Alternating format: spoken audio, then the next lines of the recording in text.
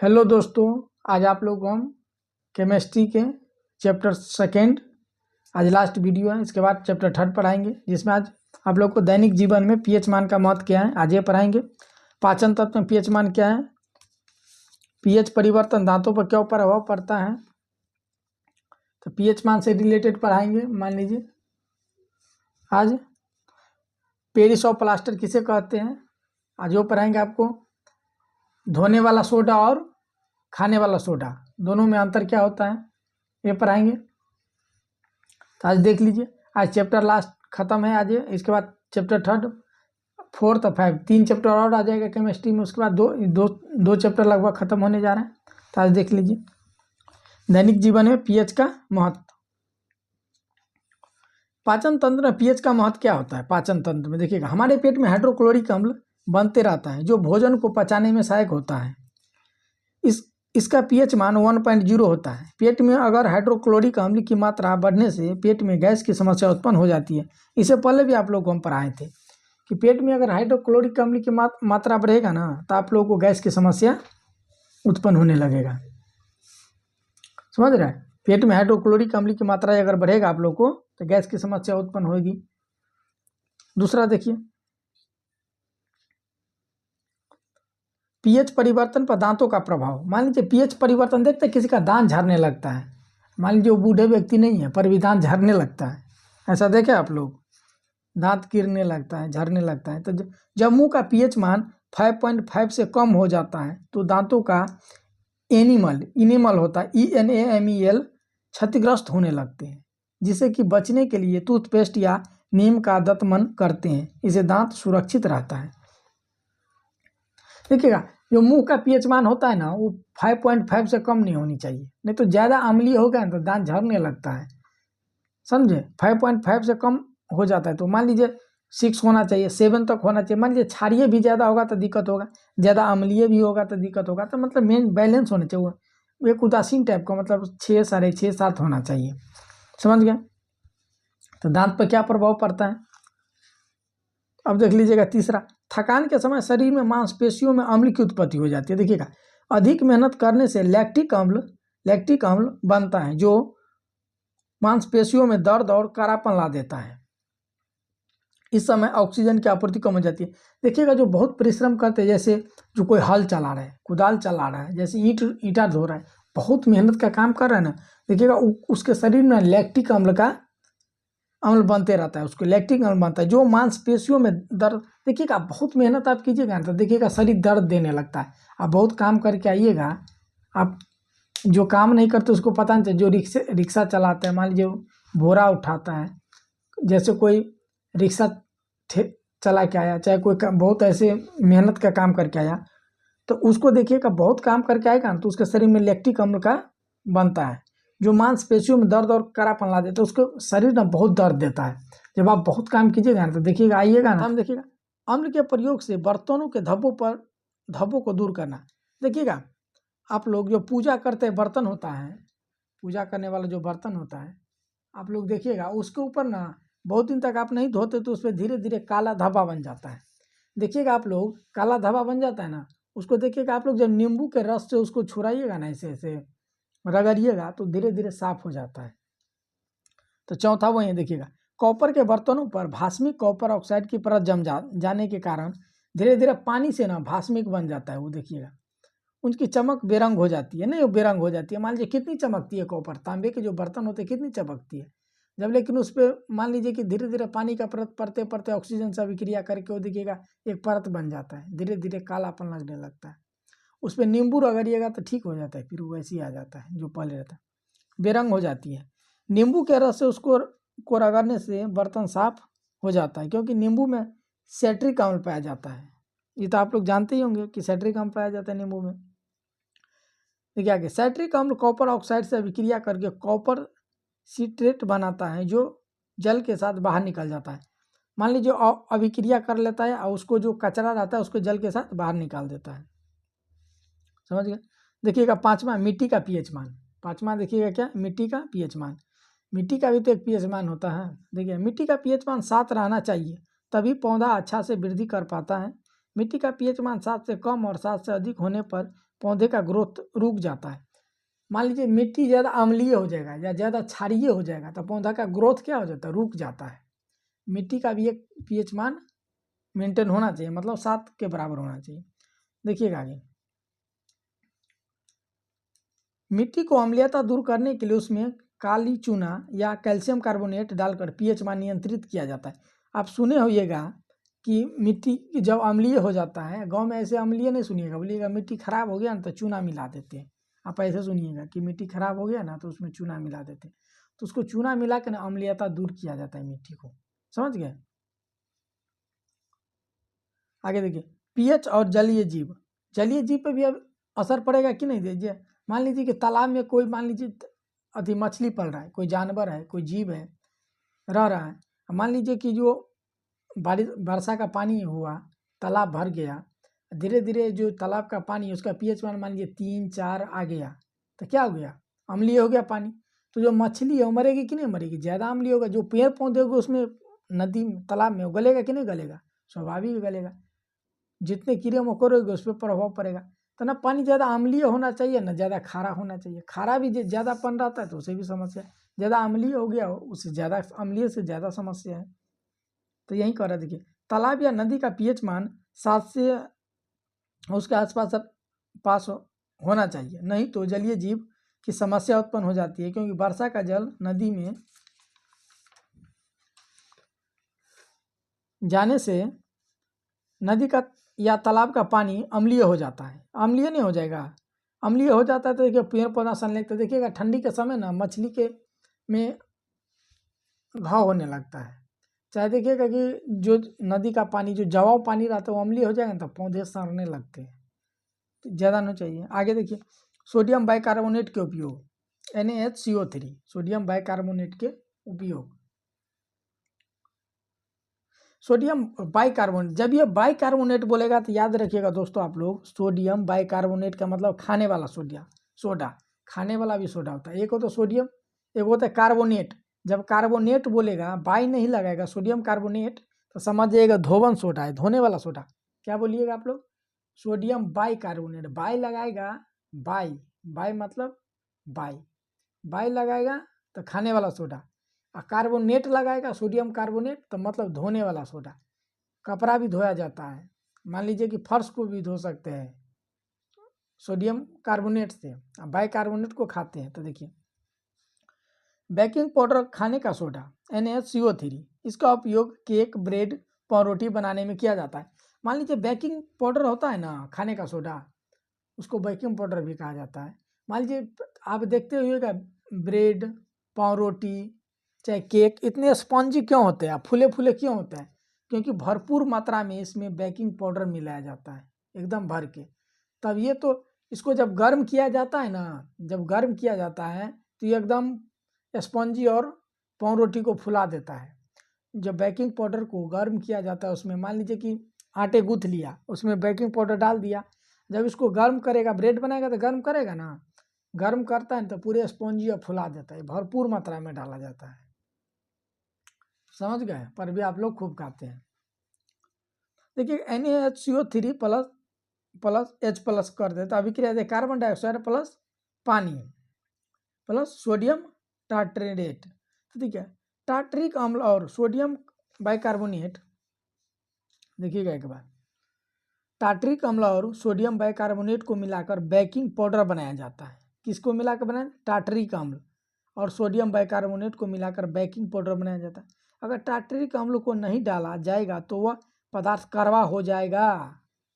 अगर sodium bicarbonate को डाला जाएगा, उसमें टार्ट्रिक अम्ल नहीं डाला जाएगा मान लीजिए किसी भी चीज़ में, तो वह कड़वा हो जाएगा, आप खा ही नहीं पाइएगा, समझ गए। इसलिए उसमें क्या डाला जाता है, टार्ट्रिक अम्ल,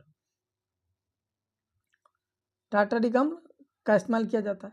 ये दोनों मिलकर CO2 गैस बनाती है, जिसे हम ब्रेड फूलती है और मुलायम होती है।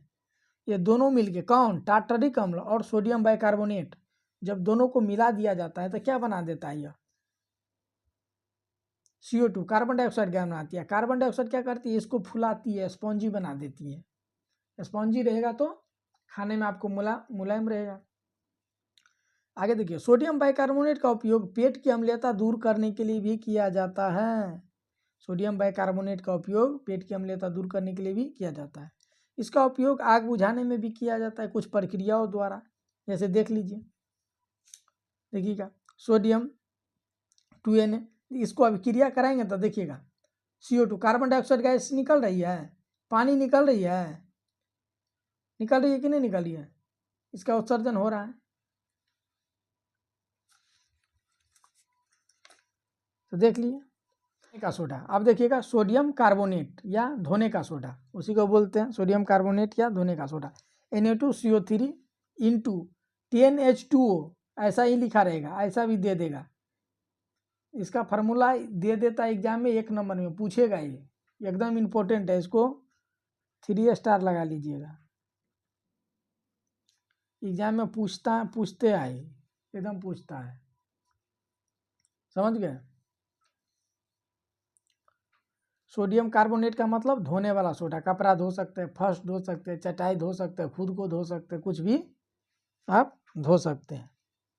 Na2CO3 इंटू 10H2O, ऐसा भी लिखा रहेगा। यह क्षारीय लवण है जो कपड़ा धोने का काम में आता है। धोने का सोडा प्रायः साल्वे विधि से तैयार किया जाता है। देखिएगा सिद्धांत इसका क्या है। इसमें अमोनियम, सोडियम क्लोराइड, सामान्य नमक और चूना पत्थर COCO3 का उपयोग करके सोडियम हाइड्रोजन कार्बोनेट NaHCO3 बनाया जाता है, जिसे गर्म करने पर सोडियम बाइकार्बोनेट प्राप्त होता है। इसको गर्म करने पर क्या होता है, सोडियम बाइकार्बोनेट प्राप्त होता है। देखिएगा साल्वे विधि में उपयोग होने वाले पदार्थ कुछ होता है। NaCl साधारण नमक, साल्वे विधि में उपयोग होने वाले पदार्थ, इस विधि में किस किस चीज़ का आवश्यकता होता है उसको बता रहा हूँ, समझ गए। साल्वे विधि में तो नमक की आवश्यकता होती है, अमोनिया की होती है, पानी की होती है, चूना पत्थर की होती है, समझ गए। NaCl, NH3 अमोनिया, H2O मतलब पानी, CaCO3 मतलब चूना पत्थर या लाइमस्टोन भी कहा जाता है इसको, समझ गए। इतने चीज़ों की इसको ज़रूरत पड़ती है। आगे देखिए, अमोनिया जल में घुलता है तो देखिए NH3 प्लस H2O मिलके क्या बनाता है, NH4 plus OH, NH4 plus OH बना देता है। देखिएगा अमोनिया जल में CO2 प्रवाहित करता है, अमोनिया जल में कार्बन डाइऑक्साइड प्रवाहित करना, अमोनिया के जल में कार्बन डाइऑक्साइड को प्रवाहित करना, तो क्या कहा, अमोनिया NH4, देखिएगा कार्बन डाइऑक्साइड प्रवाहित करके NH4 और CO3 बना दे रहा है। तो सोडियम कार्बोनेट और सोडियम बाइकार्बोनेट समझ गए। सोडियम कार्बोनेट का मतलब धोने वाला सोडा, सोडियम बाइकार्बोनेट का मतलब खाने वाला सोडा। तो आगे देखिए,